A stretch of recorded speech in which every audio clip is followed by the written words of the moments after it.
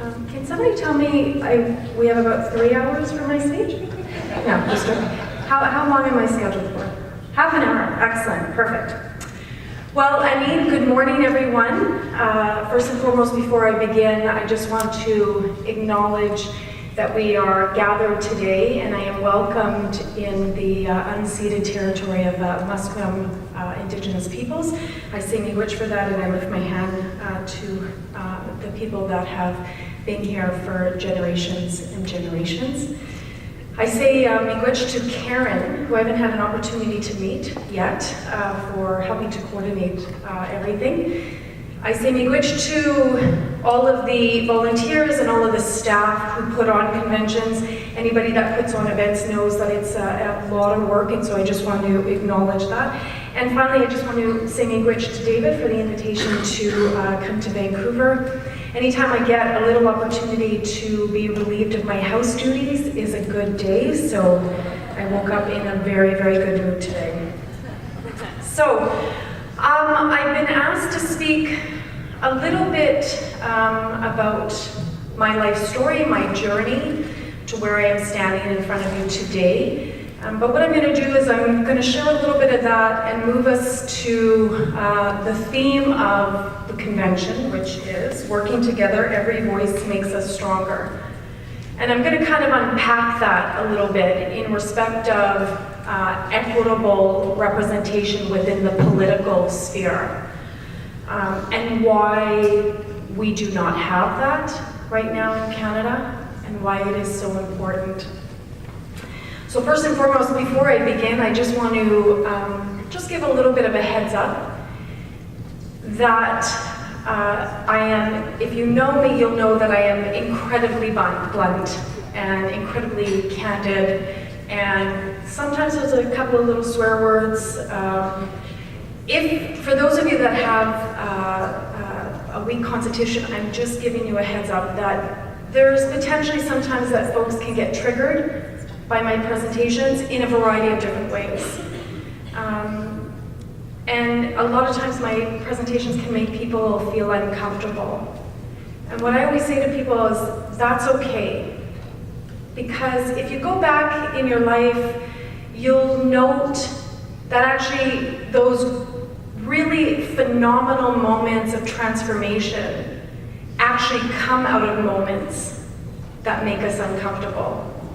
That if we take the time to embrace that uncomfortable feeling, you actually have the opportunity for very deep-rooted teachings and transformation.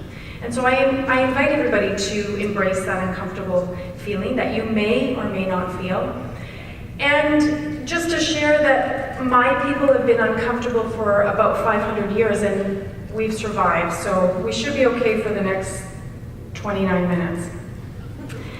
As David shared, I do come from the Saugeen Anishinaabe First Nation, which is north of Winnipeg, about an hour and a half north of Winnipeg. It is an Ojibwe community.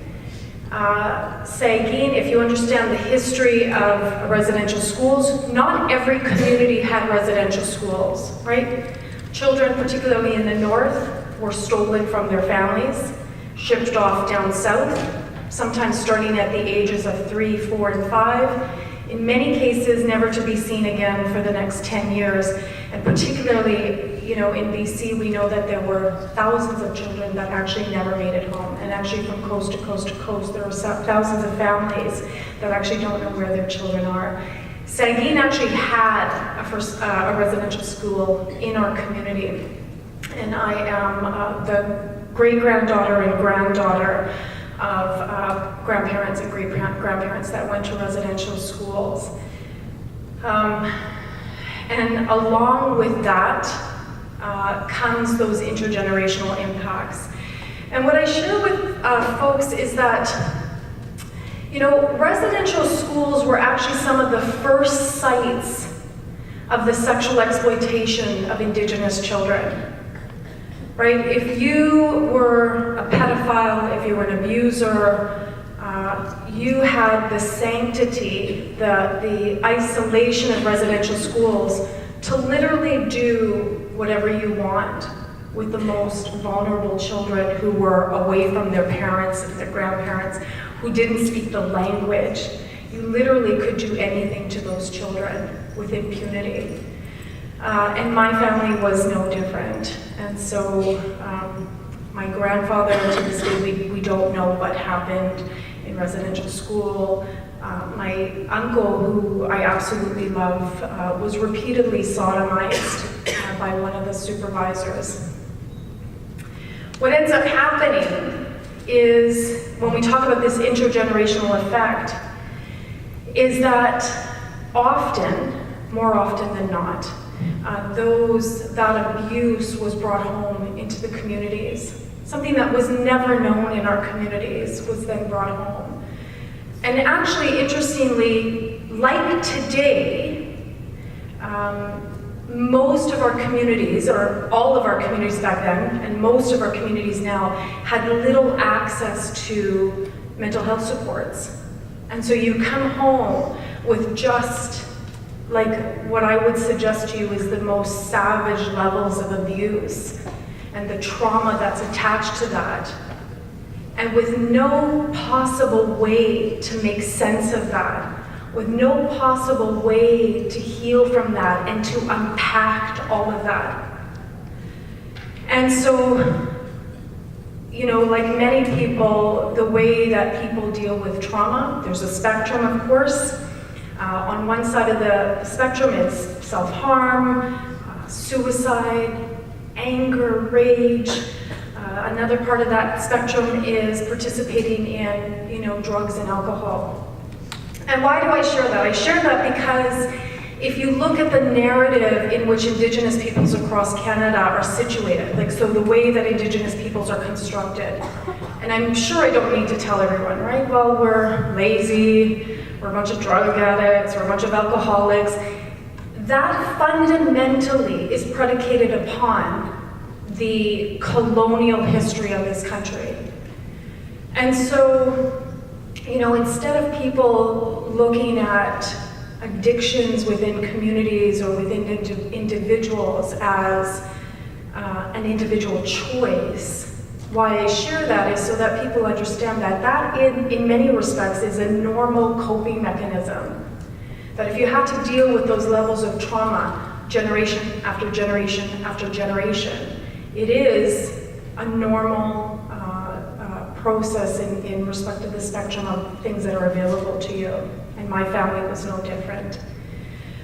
My grandmother, Nora Fontaine, I come from this long line of just incredibly beautiful women in my family. My grandmother, my mother, and very sweet women, all of whom were sexually abused. My grandmother was, I'm not even sure how old, she was a child when she was started to be sexually abused.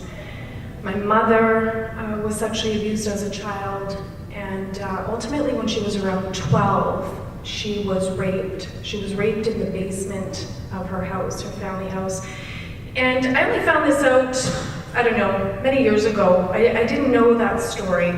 But I often reflect back on that, you know, and I think, you know, what my mom must have gone through, being raped in the basement, but being able to hear her mom and her dad. And you, as a parent, knowing that I would do literally anything to protect my two boys, I can only imagine what she must have been praying for somebody to come and help her. Shortly thereafter, when my mom was about 13, she left and she started hitchhiking across Canada with two of her other cousins. And inevitably, then and today, when you have youth who are marginalized, traumatized, and vulnerable, inevitably, those youth, those children, those babies, come into contact with those who would prey upon them. And my mother was no different. My mother came into contact with Lord knows who at the age of 13 put her out onto the streets. And so my mom was sexually exploited across Canada from starting at the age of 13.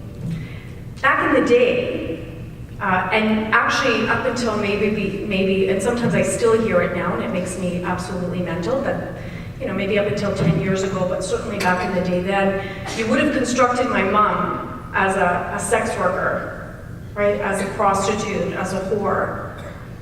My mom was a child. I'm not going to ask anybody who has children here, but imagine for a moment your own child at 12 or 13 being sexually exploited.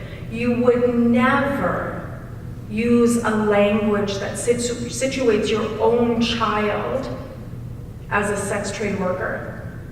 And why wouldn't you do that? Because it intrinsically implies that your child at 12 or 13, as young as 10 and 11 in this country, is making an informed decision to stand on the street corner, to be hidden in a room, to be thrown $5 for a blowjob. Like, you would never construct your own child as making that conscious decision.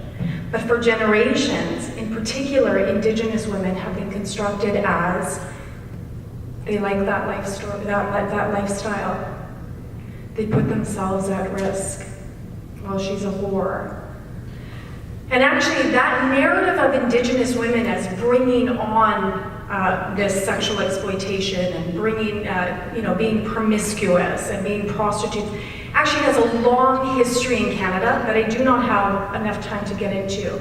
But it fundamentally comes in those first moments of contact when settlers came to these Indigenous territories and didn't understand what they were seeing in Indigenous communities, that women held political space, that women sat in council with men equitably, that women's voices were considered just as valuable as men. And what happened in that, and you can imagine, if you know your history, you'll know that settlers and explorers that came here came with their own ethnocentric worldview.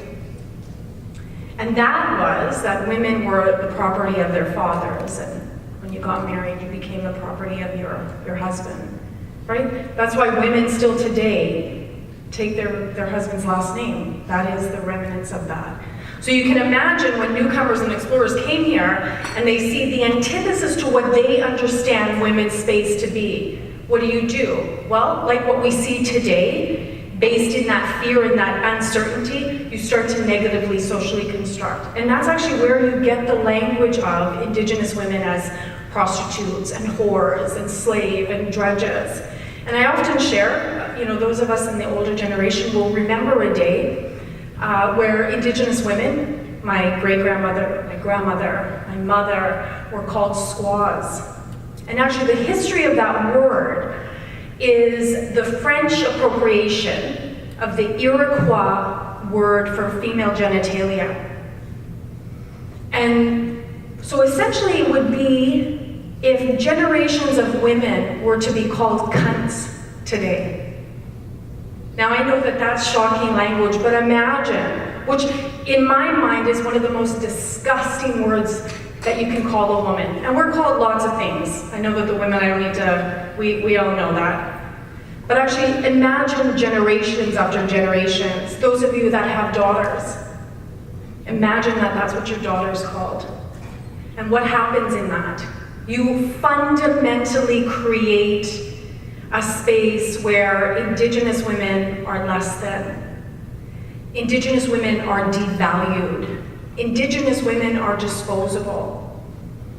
So when you look at my mom and you look at the language that associates with Indigenous women, we've done a lot of changing of that language, but certainly that still exists, particularly when we look at MMIWG, right? If you understand the history of missing and murdered Indigenous women and girls in Canada, you'll know that actually very, very early on, the language was similar. The same structures that constructed Indigenous little girls as prostitutes and whores and sex trade workers is the same language that constructs Indigenous women and girls who go missing or are murdered as bringing on that violence themselves. Because somehow the colonial context in Canada, like many colonial contexts around the world, it is women and girls, Indigenous women and girls, who bear the brunt of the collateral damage. So my mom, as I said, all I knew growing up was my mom going out at night. All I knew was, my mom started to leave me alone around 4, you know, she was out, you know, being sexually exploited on the streets. And in the attempt to deal with her own trauma, was also addicted to drugs and alcohol. In fact, my mom and I moved quite a bit. Vancouver, when I was very, very young, Montreal, Winnipeg, so going back and forth quite often. I remember when I was around 4, my mom, which as a mom now, blows my mind. Like, I don't even know how the hell I did this. But my mom would give me her prescription for Percocet. I even remember what it was. And she would say, go pick up my prescription. And I would take the metro at 4 and 5 downtown Montreal to go get her prescription. At 4 or 5, I would go on St. Catherine Street, and I would go in stores and go and steal stuff. When we lived in Winnipeg, the same thing, because there was never any food in the house. So I grew up really at a young age taking care of myself. And like my grandmother and my mother, at 5 years old, I was also sexually abused. I was sexually abused by my father. And one of the things that happens, I'm not going to deconstruct all of sexual abuse, but certainly one of the things that happens when you're sexually abused by your father is it obviously changes you to your very core. The person who's there to protect you is actually the person who's there to prey upon you. And if your father can do that to you, anybody can do that to you. And so my mom, as well, like many Indigenous people in that intergenerational context, did not know how to parent. Because my mom was so traumatized, and if anybody knows the term arrested development, I really do believe that my mom just stopped developing at, you know, the age of 13, 12, 13 years old. She didn't know how to be a parent. And some of the early moments of abuse that I remember, I was probably under 2, and my mom was trying to wash my hair, and I got really scared to rinse my hair, and my mom just took my head under the water and kept it under the water. And all those years ago, I still remember that moment, because I remember looking up and I could see the bubbles and I could see my mom. I've never forgotten that. And actually from that moment, the abuse was just every day, ongoing. I ended up actually in foster care in Vancouver. I was in foster care for about 6 months. And I actually was sharing this story not too long ago that, you know, far too often we hear and we know and we understand stories of Indigenous children in foster care with incredible amounts of abuse. I was actually one of the lucky ones. And this is in no way, shape, or form kind of advocating, you know, that children should be taken away or anything like that, but I certainly was lucky. And I always remember her name. Her name was Lee. She was a young white woman. She was probably, when I go back in my memory, I think she was probably around 20, 23, 24. She was actually so kind to me. And I've never forgotten her. And I've actually asked a couple of people thinking, like, how can I get in contact with her now? But I always remember her, and I remember being in foster care here around 6. Somehow I ended up back with my mom in Winnipeg, where the abuse, just as I got older, was just exponentially worse, where it kind of culminated in this one day. So, you know, like many Indigenous children across the country, still today, as then, you know, if you were left alone, your parents would say to you, don't answer the phone, like don't answer the door, it's gonna be CFS, and CFS is gonna come and take you. And so I knew that. Me and my cousins, we all knew, don't ever answer the phone, don't answer the door. And so one day I came home from school, I was about 10, And my mom would always leave the house like a disaster. And so my job was, so that I didn't get beat, was to go and clean up. And so after school, I was cleaning up, and for some reason somebody knocked at the door. And for whatever reason, like I don't know why I did this, even to this day, I went and actually answered the door. And I remember still to this day, it was some guy, and he said, "Is, Joe there?" And I said, "No, you've got the wrong apartment." And I closed the door and went back to start cleaning. And next thing I know, my mom comes back and like the door flies open, and she's like, "Who the fuck was that?" And he wanted you to fuck. He wanted to fuck you. I'm gonna make him fuck you. And she said, "Go into your bedroom and take off all your clothes." And so I obeyed because I was terrified of my mom. And I went into the bedroom and I took off all my clothes. And for a couple of minutes waited while my mom went to go find this random guy, so that he could rape me. And I knew that I was about to be raped, but when you're a child, quite obviously you don't know what that means. I just knew that I was terrified. Terrified to the point where I was almost gonna pee myself. And she came back. Thank God. I don't know what happened. I don't know if he said, "Hey lady, you're like crazy," or I don't know what happened. But she came back and she gave me the worst beating of my life. Because at one point we had actually fallen on the ground, and I'd never done this before. She was kind of down here, and I kicked her. Well, that was it. And she literally, I was almost unconscious for about 24 hours. She kept me on the bed. Very soon after that, my dad had asked my mom if I would go for a visit to Montreal, and I begged my mom to go. And she let me go, and I ended up staying with my dad in Montreal. I stayed in Montreal for 10 years. When I was around 12, my dad started to sexually abuse me again. By the time I was 15, I moved out on my own.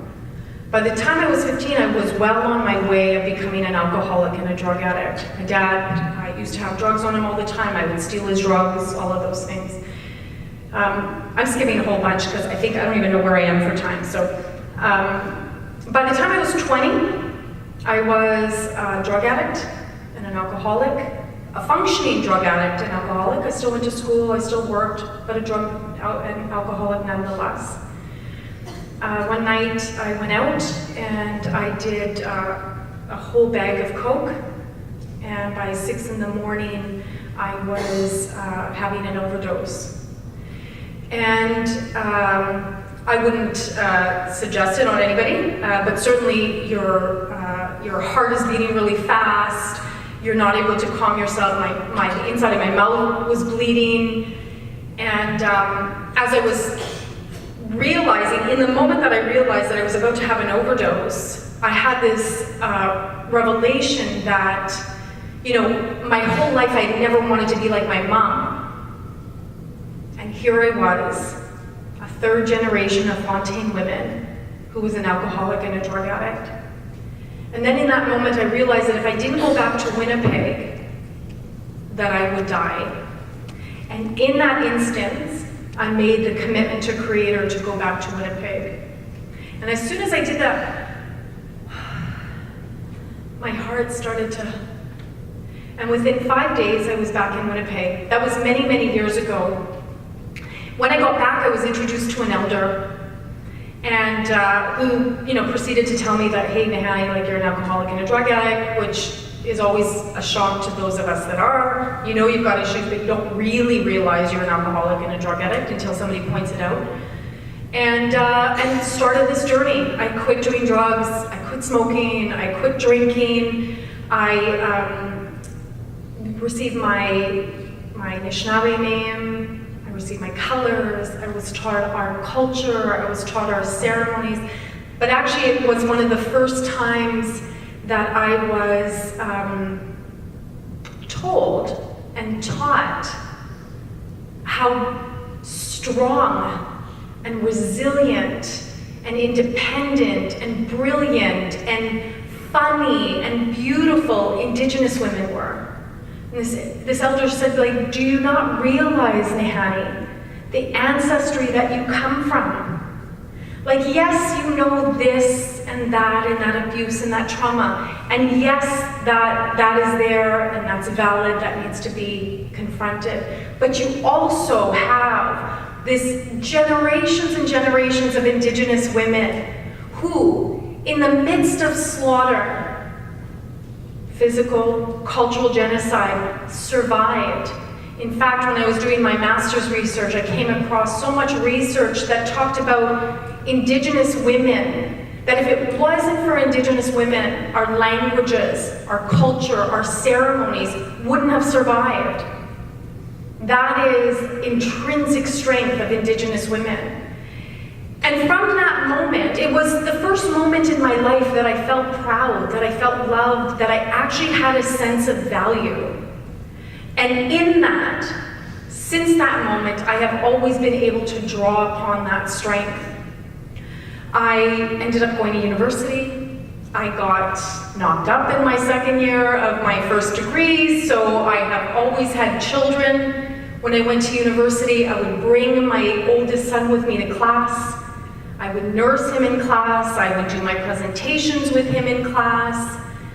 And then I started doing community work and a variety of different community work, working on Indigenous suicide, working on police relations, which are a huge issue across the country for Indigenous people, and working on the issue of missing and murdered Indigenous women and girls, while doing my master's degree, while working, while having my second son, Nichanis, and really understanding my role as an Indigenous woman, and in honor of my mom, to protect Indigenous women and children, no matter what that looked like, and to do it unapologetically. When I was pregnant with my first son, when I left Winnipeg to move to Montreal, my mom actually ended up moving to Vancouver. And my mom spent the last 15 years of her life on the downtown east side. When I was pregnant with my oldest son, my first son, Jonah, I was about 6 months pregnant, my mom died of a heroin overdose. And actually at the time, interestingly enough, there was a cluster of overdoses, because at the time what was going around was called white China. So it was pure heroin laced with fentanyl, and that's what killed my mom. And so I remember when I looked down at my mom's coffin, we flew her body back to Saguin, and I remember just realizing that my mom represented so many Indigenous women in this country. She never had a chance. She literally never had a chance. The state ensured that she never had a chance. And they blamed her for her condition and ultimately her death. And that is no different than what we do for MMIWG. I cannot tell you how many times over, I've been working on the issue of MMIWG for well over 20 years. I cannot tell you how many times I have heard Canadians say, well, she put herself at risk.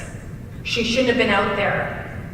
Even if a woman is whatever, nobody brings on that level of savagery. Nobody. We are talking in Canada about babies. There's a family that I work with out in BC. Her baby was 6 years old. She was raped and stabbed to death. We have cases in Manitoba where, a mom got an arm and a leg back. She was 16 years old. Like, that's the level of savagery against Indigenous women and girls. And yet, we are blamed for that.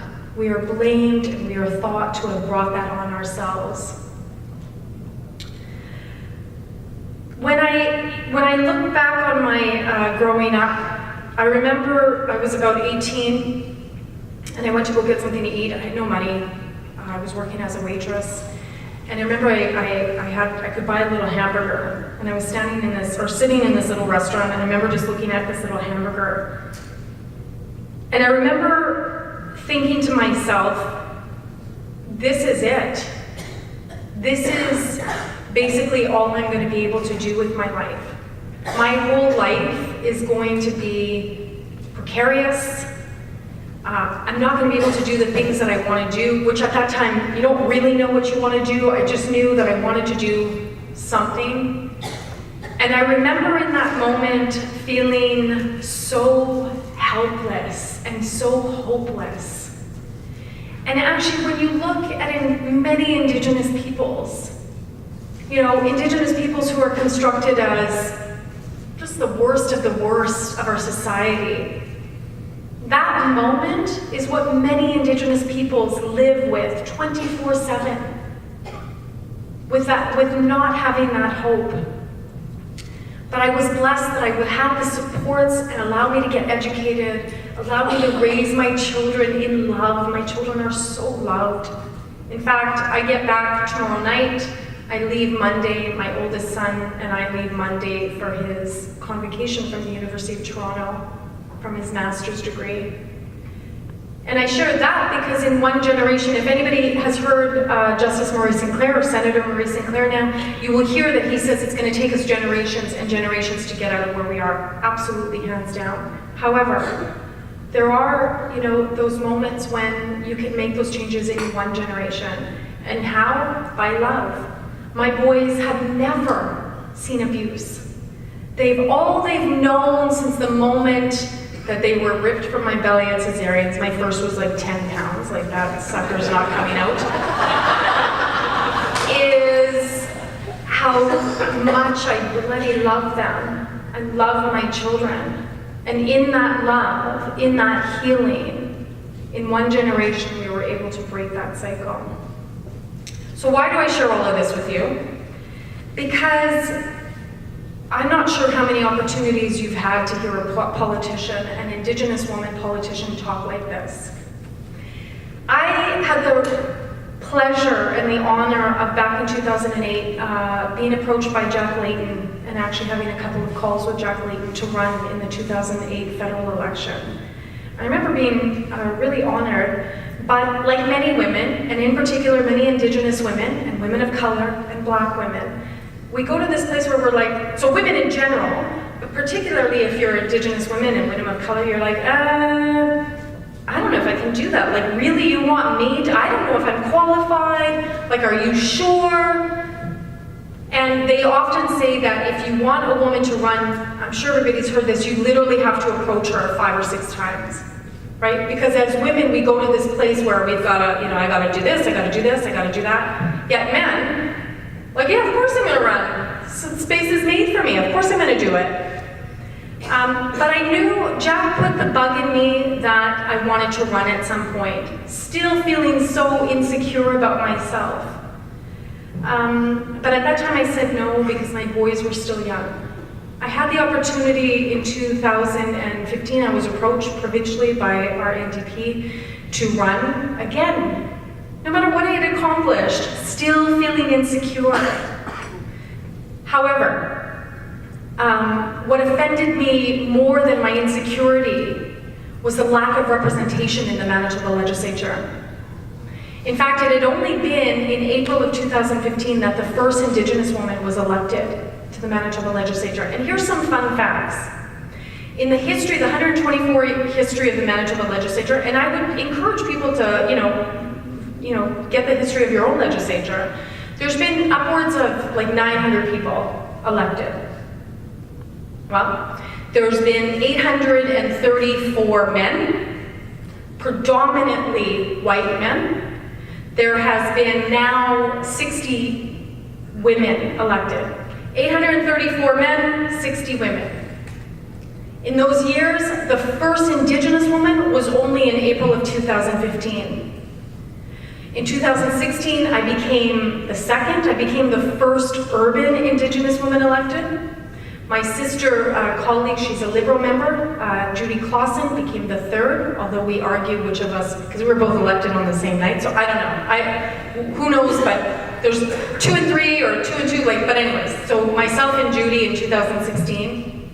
And then in June of 2017, my sister colleague, Bernadette Smith, was elected.